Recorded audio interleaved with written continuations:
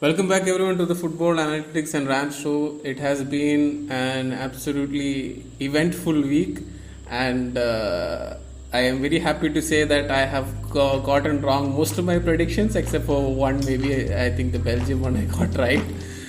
Okay, maybe Spain one also, but rest all it was. I still can't believe what all happened last week. Like some of the results are like really shocking. Even the last day. So it's like there's like a lot to talk about. I think what happened and what went down. And Elijah, what do you think? I think not only us, I think almost everyone around the whole world would have got most of the predictions wrong. It was a crazy week in every sense of the word. Like, okay, yeah, I did I say that Denmark will win over Wales, or did I say Wales will win over Denmark? I don't remember my predictions, but even if I expected someone to win, I didn't expect them to win by 4 goals and all. That is just madness. And that game was a perfect precursor. It was a perfect example to show what was to come, because that whole week was filled with crazy results. Definitely. So yeah, what game are we talking about first? So first, I think who are listening to us, so we'll be going through a set of topics. I think we've divided it into 11 topics regarding what all happened in the Euros, and after that we'll be focusing like on the remaining Copa America group stage games. So and in the end, we'll be giving a preview on the Euros quarterfinals and the Copa America quarterfinals. So first, Denmark ran riot in Amsterdam. So nobody would have expected that, and they absolutely destroyed Wales 4-0. Like it was not even a competition at one point. I was shocked. So I thought maybe after the first goal Wales will respond, something happened, but I never see any response from them. And Denmark, all credit to them, they somehow barely managed to make it to the group. And now I think what I can say is that I think they are a team with quality, and they just couldn't do it in the first 2 games. And I think, but that also has to do with the situation in those 2 games. And I think this performance really justifies the difference in sort of quality between both the sides. I think Denmark are currently ranked in the top 15 in the world, so I think they just showed why they are ranked there, maybe. But then coming later, we'll get to know ranking is not a big thing in football. So over to you, Elijah. What are your views for this game? Actually, that was very perfectly put. Like, Denmark have the quality in their side to beat almost any team on their day. Yes. So yeah, all their first 2 games, it can be put down to the Christian Eriksen incident that happened on field. Yes. And like it's understandable, because when something like that happens in front of your very eyes, there's hardly anything you can do about it. Like, even if you want to play at your best, there's something that will hold you back. So they came back properly. And there's one thing I wanted to ask: was Wales playing badly, or was just Denmark too good? Like, what do you think was the thing? Like, I genuinely think that Denmark were good. I'm not saying they're not good, but Wales should have played better. I think they underperformed, Definitely. especially that specific game. Definitely. No, And no, I was expecting whoever was to win. I think I predicted Wales were going to win, so I think I become an idiot. Like so, whoever was going to win, I predicted it will be a narrow scoreline, because Wales were doing well in the group stage. What do you call? I think the only loss they had in the group stage was like a 1-0 loss. So the rest all they had a fight in, and they were defending very well. I never expected that they'll concede 4 goals.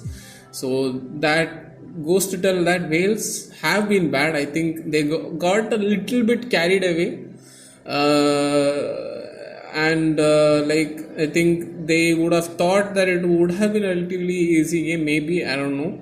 And certainly the way they played showed that they're lacking the same coordination and composure they showed in the previous games. So yeah. yeah, actually, that was very perfectly put. Like, Denmark have the quality in their side to beat almost any team on their day. So yeah, So yeah. Yeah, especially they should have regrouped after the first goal. They should have realized, okay, this is slowly getting out of hand after the second goal.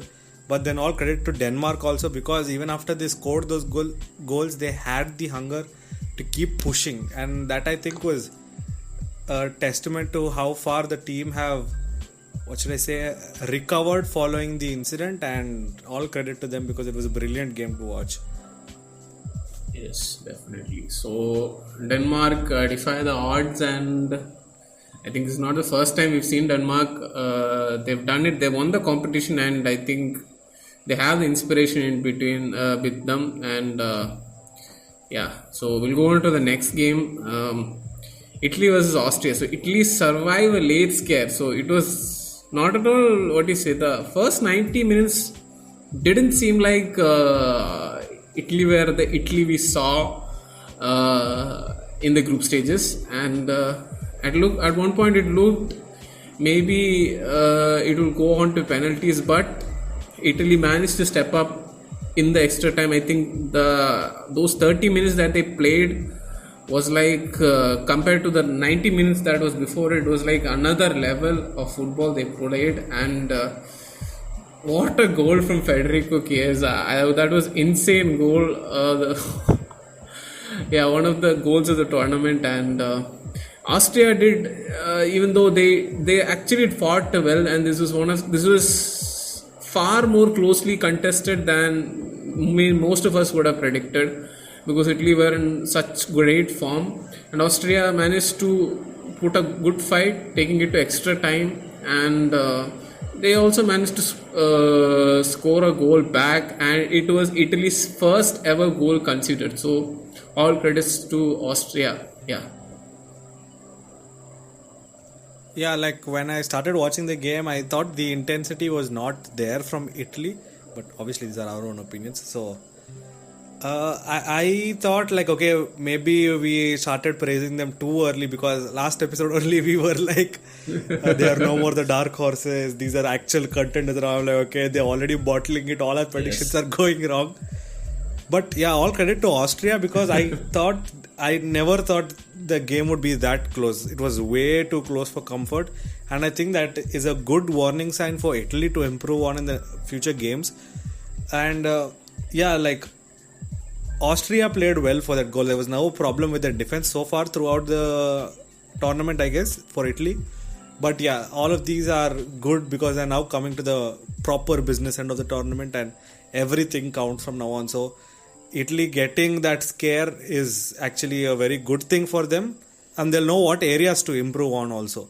And I'm not saying Austria is a bad team, but if a team like Austria could actually hold them, if they are coming against teams that have played tougher oppositions and have got through with more difficulties, then they are in for a real, what should I say, hard game. So they should definitely be going back to the drawing board and figuring out what went wrong and try to fix it, because from the quarterfinals on, I'm not saying any games were easy, but from now on the games are going to get more and more tough. Every single game is going to be a step up in level. So yeah, definitely.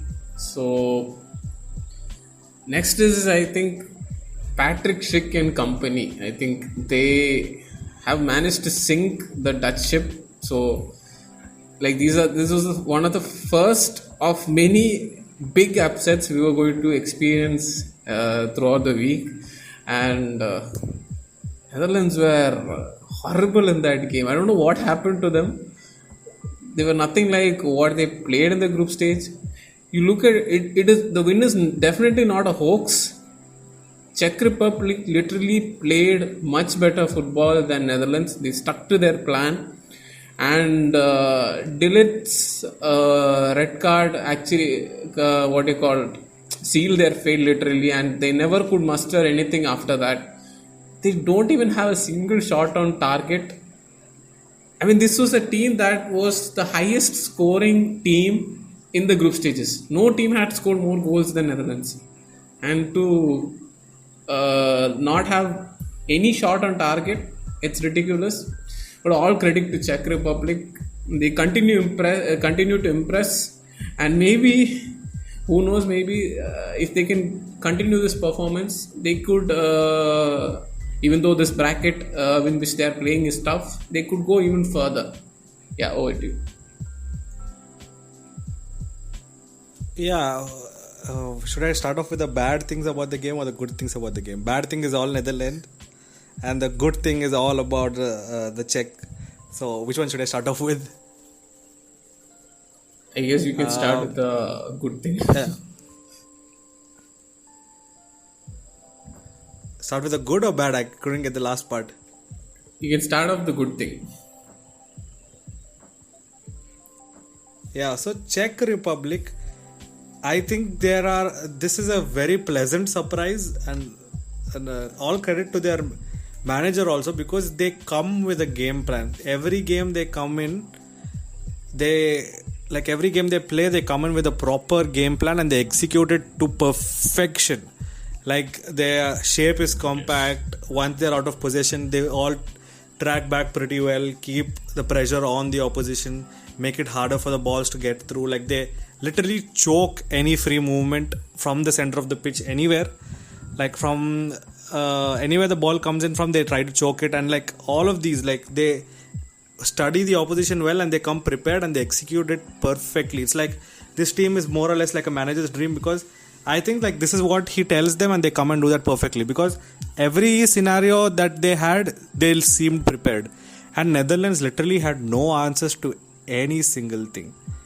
Like, okay, yeah, the red card would have made you 1% down, but like, the first goal you consider was just not done. And after that, they just went into desperate mode. They were just running around everywhere like dogs after a bone, or like headless chickens. They were just running around everywhere trying to do whatever they could to get close to goal. And when they were getting close to goal, nobody's there. Or like, nobody's there to score. Nobody's in the passes. Like, it was a really, really poor performance, and they definitely deserve to lose this game. No matter who they played against, if they played like this, they deserve to lose this game, because and it's not like they had a problem with progressing the ball. The midfield was playing pretty well. They were actually making good runs in, but like in the final third or something, like it was very, very bad. Like on so many levels, it was bad. They were losing possession in the final third. They were not getting at the end of crosses. They were not able to receive their passes properly. But then all credit to Czech also, because in their final third they were proper. Like I said, they maintained their formation. They stuck to their plans and they executed it perfectly. So all credit to Czech Republic for winning this, and yeah, like they're having a dream tournament according to me. So yeah, all credit to them. Definitely. Yeah. Coming to the next game, I think we can't call it an upset, but still they are the defending champions, and they being eliminated so early. You can call it sort of an upset, but yeah. So I'm talking about Portugal. So Portugal lost to Belgium 1-0 in a game which was not quite interesting, I guess, and the only goal that decided the game, which was the best part of the game, came from Thorgan Hazard. Brilliant goal, a finesse from outside the box, and after that, I think Belgium literally went to the tactics Portugal used 4 or 5 years back in France, and they just sat back and absorbed. Literally, they didn't. I didn't think they attacked much at all. They just soaked up Portugal, and after that, I think it was just Portugal going after Belgium, but they just couldn't break through their defense. And at one point, it looked like Fernando Santos, the Portuguese coach, didn't have a plan, like a plan B. What should I do? Nothing was there. There's like so much talent in that squad, and it looked like he doesn't know what to do, and eventually they lost the match. So you can say they had more control over the game, everything, but when it comes to the game, they didn't score goals, and goals win you games. So I think that pretty much was the summary of the game, and yeah, that's all. Yeah, the most important talking point that I took away from this game was everyone started again. There's like the superstars have one bad game, everyone is like, oh, Ronaldo is done. Yeah. Like that was the most visible thing on any social media platform after that.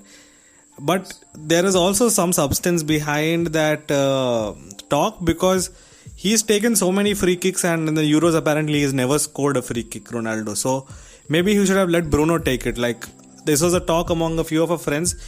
If he had let Bruno take it, maybe one of those free kicks at least would have found the net, or they might have a better chance. Because the second free kick that Ronaldo took was absolutely shambolic. Who does that?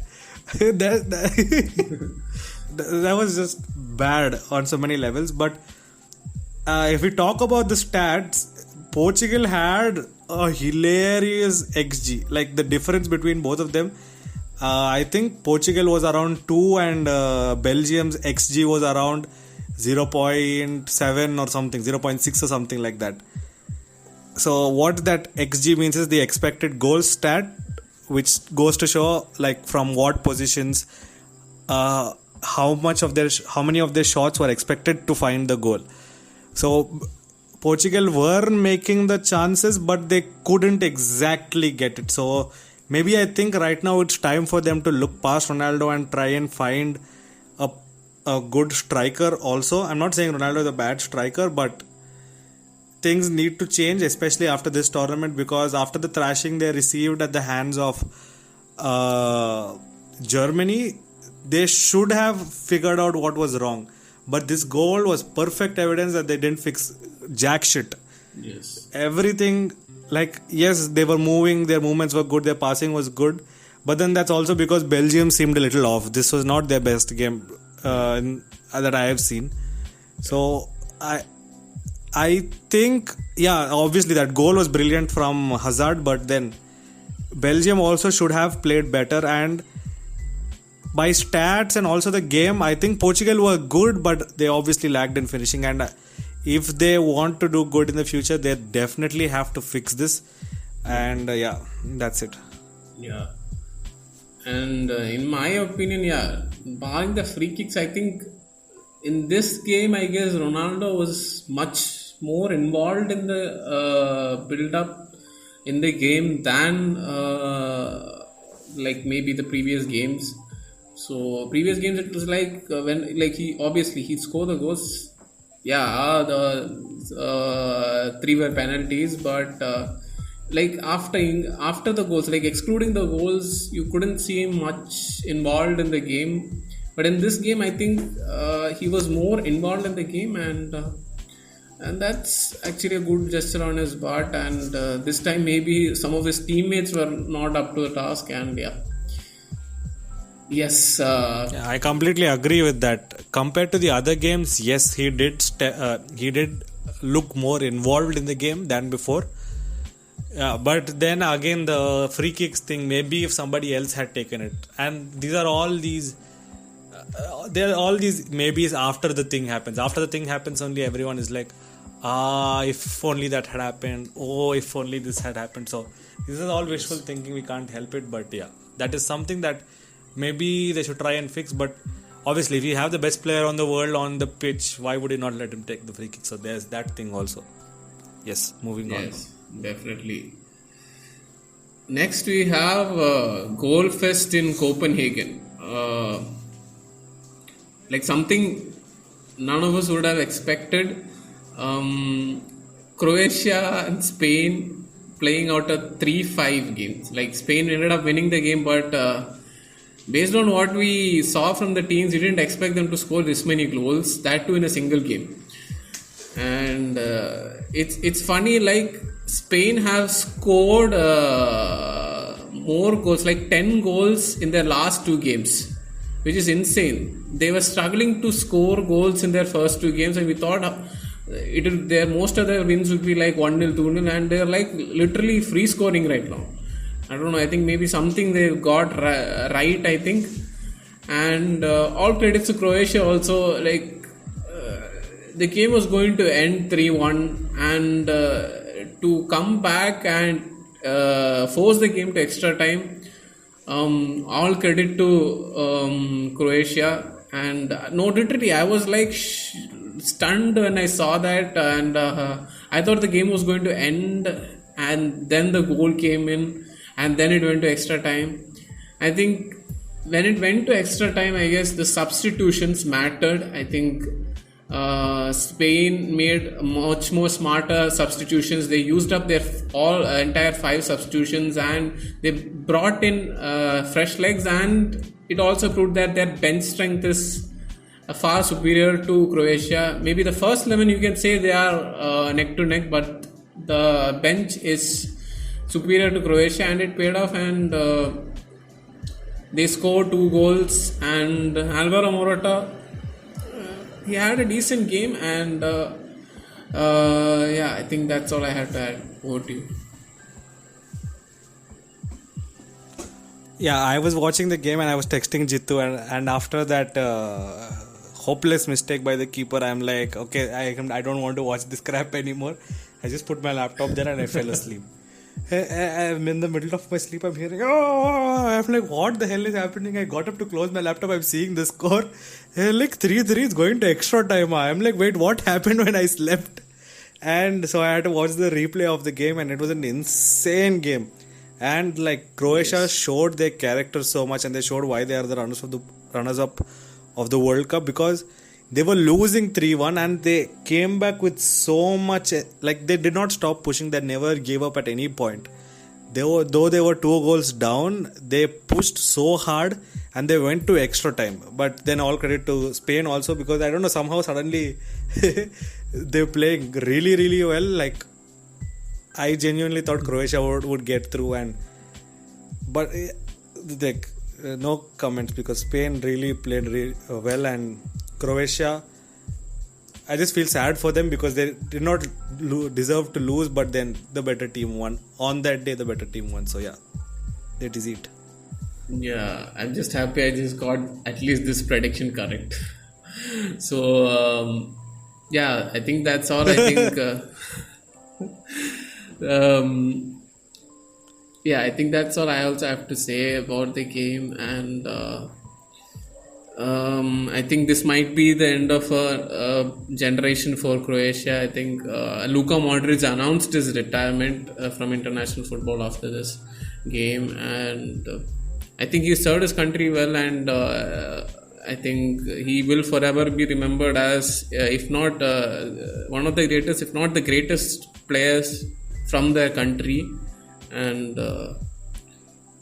I hope his club career also ends in a great way. And so moving on to probably one of the biggest upsets in the tournament history, maybe, and something which none of us, even if we got expected an upset in any of the other games, we definitely did not expect an upset in this game, and it was a joy to the eyes. I'm talking about none other than the France vs Switzerland game, full of drama. I think if I had to pick a game from the entire week with this much drama, I'd definitely go with this game. And not because it was a 3-3 draw and it went to penalties, but there was a lot more stuff involved. Brilliant goals. Each and every one of those goals are brilliant. Especially, I think, the goal by Paul Pogba. It was like pure class, and everybody, like both teams are too good, and in the end we had to go to penalties, and Kylian Mbappe missing it, like the crucial penalty, and before like blaming him or something like that, he's still I guess 22, so which is not which is still a young age for a footballer. And I mean, maybe the blame is because it's not to blame him. I think we should blame the people who are comparing him to a prime 27-year-old striker with experience. So that's stupid and ridiculous, because no matter how talented you are, you have to gain experience. Then only you can score in these decisive moments. You can look at all senior players, and will be a learning curve to him. He still has plenty of years left in his career. many more Europe tournaments. He's already participated in two major tournaments at this age, so he has at least 10 to 15 years left, and this will be a learning curve, and he has a chance to rectify that in the next World Cup coming in. Now, coming to the game, I guess Switzerland, like, they were pretty much equal to, yeah, obviously they only had half the number of shots, but still they were pretty much equal to France in as much as way as they're possible. They were definitely not a pushover in this game, and this just goes to show like how Switzerland are this team who can beat anyone on their day and can bottle anyone on any time on their day. So it's a weird team, and like based on the way they finished the group stage, nobody would have expected that. Like France would have easily won this game, and all credits to them. They knocked the world champions out, and if they can show this fight, like same I mentioned with Czech Republic, you just need this fight in the knockout stages. This desire to win is more important. Obviously, quality and there. But Switzerland have the quality, no doubt they have the quality, definitely. Their players are extremely talented, all are playing for top European clubs, and I think it's just like, I can't say any team is better. It was like sometimes football is a matter of like small decisions. Like maybe if Mbappe had went to the other side, the game would have been different. And all credits to Jan Sommer also, he kept the French attackers at bay. And probably the like I can't single out any best players. Two players had a brace, I think, Karim Benzema and Haris Seferovic. So if I had to go with a hero, I will go with Jan Sommer definitely, and especially how I think his save literally won them the game, and that image I think many people would have seen would be I think one of the most iconic images in the Euro Cup going to next year. Yeah, over to you, Raj. Yeah, Jitu put it perfectly. He named the point also Miracle of Bucharest, and that is spot on, because I genuinely never thought Switzerland would, let alone they win the game. I didn't even think it'll come close. But they were, like Jitu said, both of them seemed more or less, what should I say? Equal, or what should I say, well matched. None of them looked like they were the better, like overwhelmingly favorite or overwhelmingly better team. And I think that's all credit to Switzerland, because they are playing against the world champion and a team that has so much quality, and the gulf in quality is just unimaginable. It's that big, the gulf in quality is, but they never let it show the way they played. They played fearless football, they played attacking football, and they scored.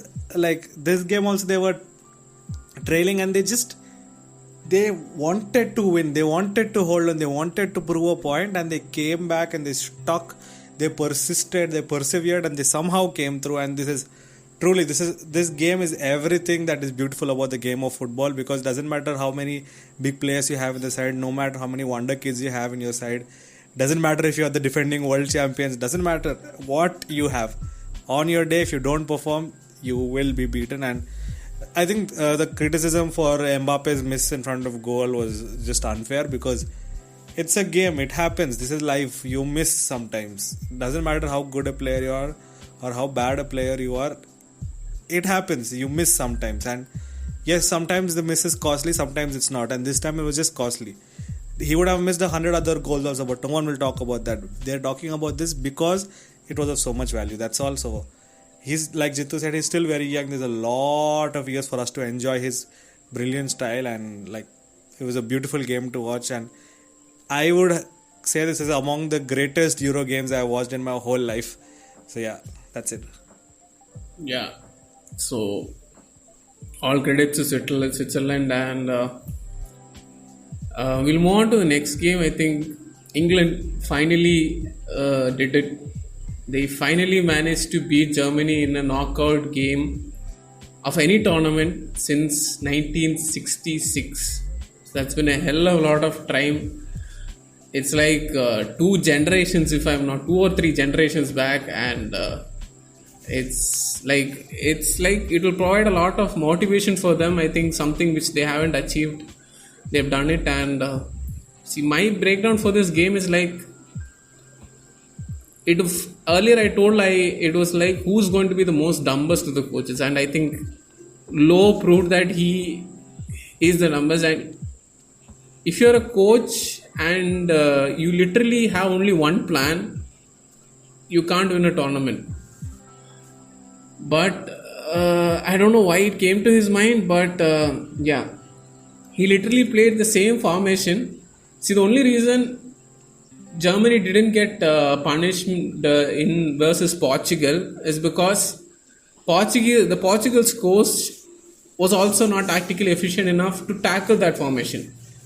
So what Gareth Southgate, he literally watched Germany, he played the same thing in all the three matches, and what he did was he found a solution. He literally blocked the main source of attack for Germany, which is through their wings. He literally lined up a formation that literally blocks man to man every single player in Germany. And when they realized that they couldn't use their plan, when Lowe realized he didn't know what to do, he didn't change anything, he decided just to go with it. And it ended up backfiring. Obviously, they had some great chances which they should have and could have finished. And especially maybe the Muller chance will come to that. And I think England won this game because they were tactically better, and I think they deserve to go out. And I think this is in this game alone they scored as many goals as the previous three games combined. And good to see Harry Kane getting in the score sheet again. I think it will be a confidence boost to him. And Raheem Sterling, its third goal. Who would have thought it would have been England's top scorer? Most of us would have been counting on Harry Kane, and Raheem Sterling with his third goal. And all credit to him. I think it was one of the most crucial goals in his career. And over to you, Alajaya. Do you have to go for your quiz thing? I can talk after you come back. It's a 9-5 or what? Tell it's okay, I'll cut this audio out. Okay.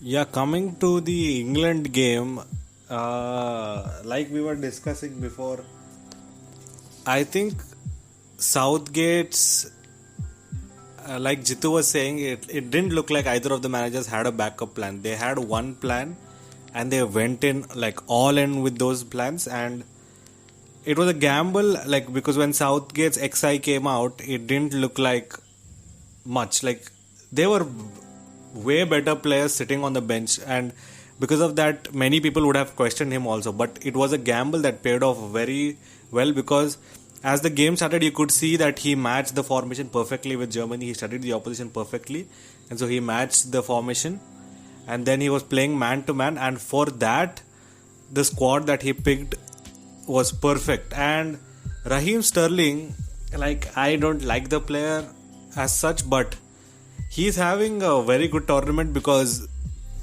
people criticized him when he was playing for Man City also. They were like, just because he's been there for a long time, or just because he's a big name, he's getting selected. If it was any other player, it would not have been the case, and all of that. But if you see, he's actually proving himself for the English team now, and I think the Euros are a good place for the players to sell themselves to different clubs, because they're saying that Raheem Sterling might not continue at Manchester City or whatever. Yes. And the same applies for other players also, yes, which we can go into later on. But coming back to the game, yes, Germany did have a few good chances that they did not capitalize, but yeah, all credit to Southgate's men, because they had a plan and they stuck to it. And the other thing I wanted to talk about was, apparently UEFA didn't allow Germany to train at the Wembley because they said that it rained, and if you guys train, something will happen to the pitch. Some nonsense like that. Okay. So people have made an issue about that also, which, in all fairness, yes, you are allowed to take offense at that, because if you play at that venue, like, there's the issue of confidence and of getting used to it and all of that. But like, how, I don't know how much does that really affect your game. It does. I'm not saying it does, but like how much? Because Germany are not a bad team, and they proved that by beating many good teams on the way to this particular game. So there is that, and there was the other issue of the fans booing Jamal Musiala when he came on, which was really shameful. And if a person was watching football for the first time for that game, he would have had a very bad impression. Which, like, one of my friend only watches a few of these Germany games, and he's like, "What the hell is going on? Like, what are they booing about?" And one of my other friends had to explain it to him. So, yeah. Yeah, so yeah, I didn't know about the whole training thing. I'm hearing that now, so yeah, that's new info. And I think after the game, I don't know, the English fans outside England are pretty okay, I guess, but the English fans in England and the way they behaved, I know you have been waiting for a long time, but some of the comments in social media have been very disgusting, and we can't mention those things here. So yeah, and I hope they'll not repeat it. And I think UEFA or some strict action should be made against such things. And I'll give you one example. See, still there are people like English fans who call Germans Nazis for some reason, which is highly triggering term. And there's not been any conflict because German fans usually don't react to it, and all credits to German fans for that. And I hope there will be a change in this is a sort of hooliganism that's happening. And yeah, we'll move on to the final game, I guess. Sweden versus Ukraine. So coming into the game, I guess most of us would have never predicted that Ukraine are going to win, I guess, because they've had a decent group stage, but I think only a single win. And Sweden had topped a group which had contained Spain and Poland. So and they were looking all set in the game as well, but the game turned out to be much closer than we all anticipated, and it went to extra time. And actually it was Ukraine who opened the scoring, Zinchenko, and Forsberg equalized for Sweden through a fabulous goal. And come at the end of the regular time, I think it finished 1-1, and they had to go into extra time. In extra time, I think Marcus Danielson's sending off was a crucial point in the game. I think Sweden were reduced to 10 men, which allowed an advantage for Ukraine, and they made use of it, and the game ended in quite a dramatic fashion. The winning goal was scored by, I'm sorry if my pronunciation is wrong, it's Arten Dovbik in the 120th minute, like literally almost the last minute of the game. And Ukraine have done it. They've gone to the next round, and due credits to their coach Andrei Shevchenko. He has turned around the team in a massive way. He's an AC Milan legend and legend in their country as well, but his coaching has also been good, and he has managed to turn Ukraine's fortunes very much. And I hope they can do better, but it will be tough fixture for them because they'll be facing England in the next round. Yeah, over to you. Yeah, there's nothing I can add to that. You covered everything perfectly. Okay, so next we'll discuss on the games that happened in the Copa America. Like, we have to discuss some of the remaining group stage games which confirmed the quarterfinals. Most of them were confirmed. There was like 1 or 2 slots still to be confirmed. And over to you, Raja. Yeah, so coming back to the Copa America, I think the last game we had discussed was the Paraguay and Chile game. Yes. Yeah, so I think the next game we have to talk about is Brazil versus Ecuador. So yes, Brazil already were finishing at the top of their group. All of that is fine, and they did play a slightly weakened team, I understand, for the final game, but this was not done on any level, because even their weakened team on paper is the better team compared to Ecuador. And no disrespect to any team that I am saying is not as good as any other team, but on paper, yes, even this weekend team is better. And I think it's high time that Brazil actually have proper forwards like Gabriel Jesus and Richarlison are there, but I have never found them to be as convincing strikers, like as good strikers. They are decent strikers, but for a team that plays so well and for a team that has so much quality, I think it's their finishing that lets them down at every stage. Like any game they play for at any level, it is their finishing which has been problematic. And honestly, if it were not for Neymar, I think that team would be very, very, very different. And like he does the bulk of the work and gives the ball to the strikers, and most of the time they botch up those shots also. And this game, yes, it did not feature Neymar and all, but like this game was exactly proof of why that team needs Neymar and what that team is without Neymar. So yeah, it was a bad game for Brazil according to Brazil standard, but because they were playing a weekend team, maybe you could excuse that. But yeah, moving on to the next game, it's Venezuela versus Peru. Jitu, do you have anything to add? No, I have the same point. I haven't watched most of the games. I have watched some of these games. I think I had watched the Uruguay game and the Argentina game. I failed to watch the other game. I only watched the highlights. But yeah, I have the same point to say, like, they're still lacking a proper striker. Like, the strikers they're currently playing, like, they are not looking convincing. Like, you only see the flaws.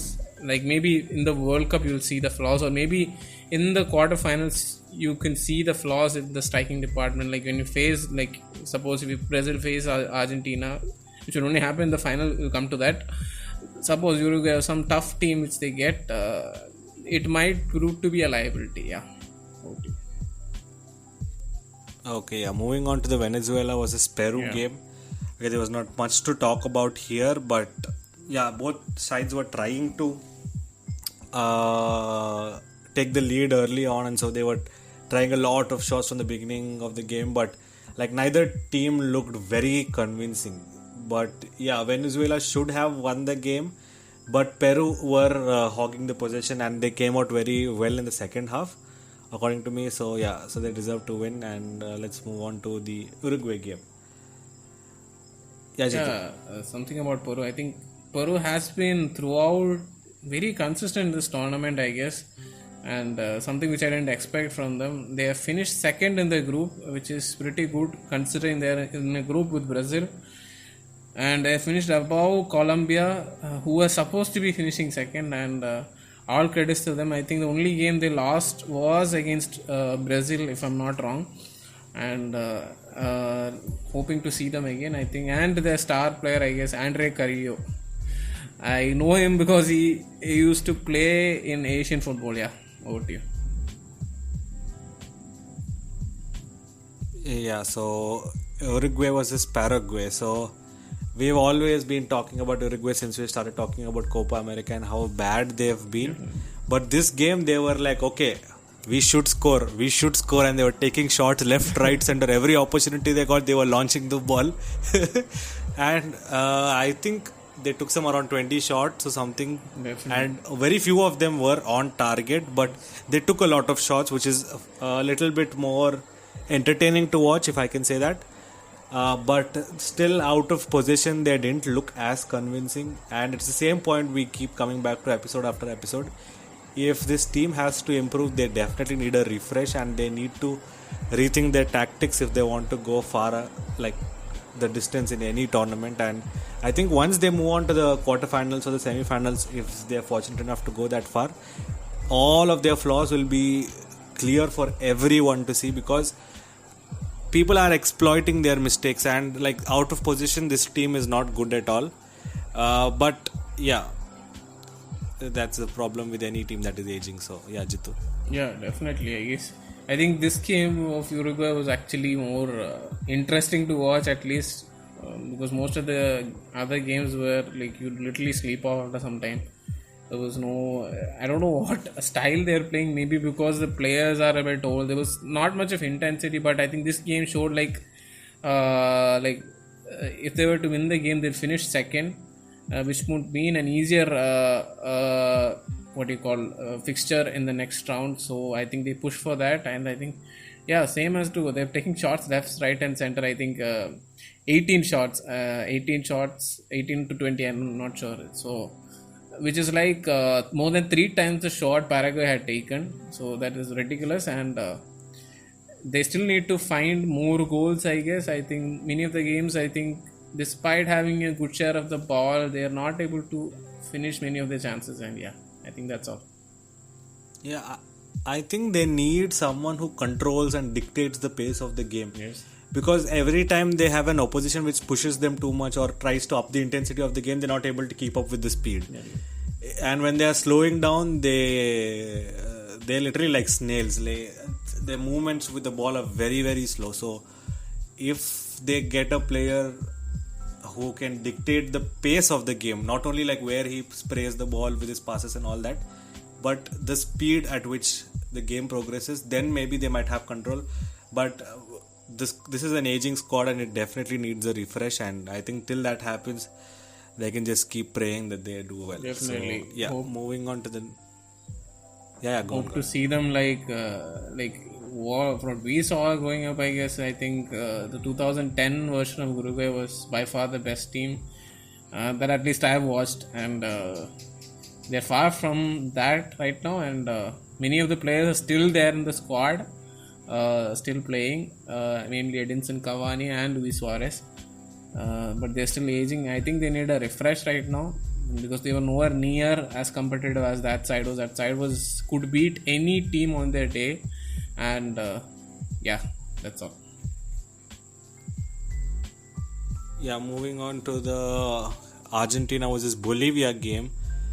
So Argentina came out trying to have fun, I guess, because the the score line says 4-1, and there's nothing much to talk about. Argentina played quite well, but the only goal they conceded was actually a complete they just slept.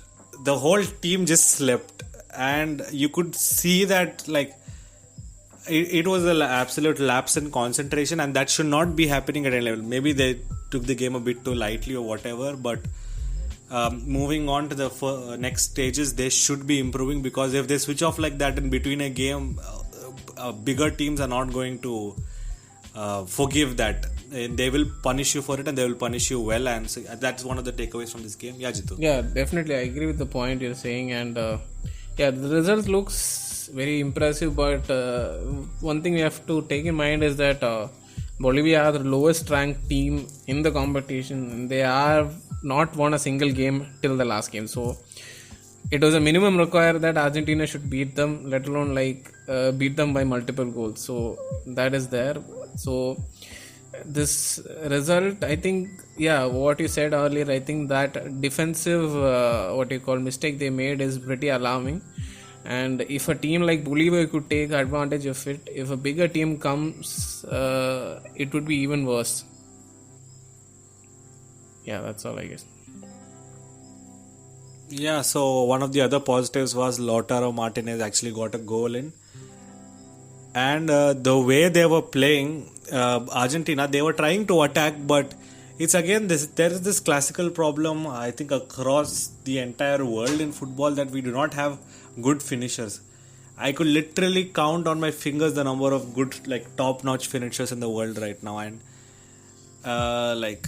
their finishing was bad throughout, and you had to depend on a Messi goal to open the scoring, so, and that too from a penalty. So these are not good things, and moving on to the other stages, they have to improve on that. So I think we'll take a look at the table and close out the Copa. So Group A, the people who are out are Bolivia, because they finished bottom of the table in their group. So Argentina is first with 10 points, and then is Uruguay, Paraguay and Chile. They move on to the quarterfinals. And Group B, Brazil top quite expectedly, and next is Peru, and then Colombia, like Jittu had said, which was a surprise because Colombia have underperformed this tournament, and Ecuador to finish it, and Venezuela finished at the bottom of the group, which means these are the 8 teams that will go on to the quarterfinals. Yes, Jittu, over to you.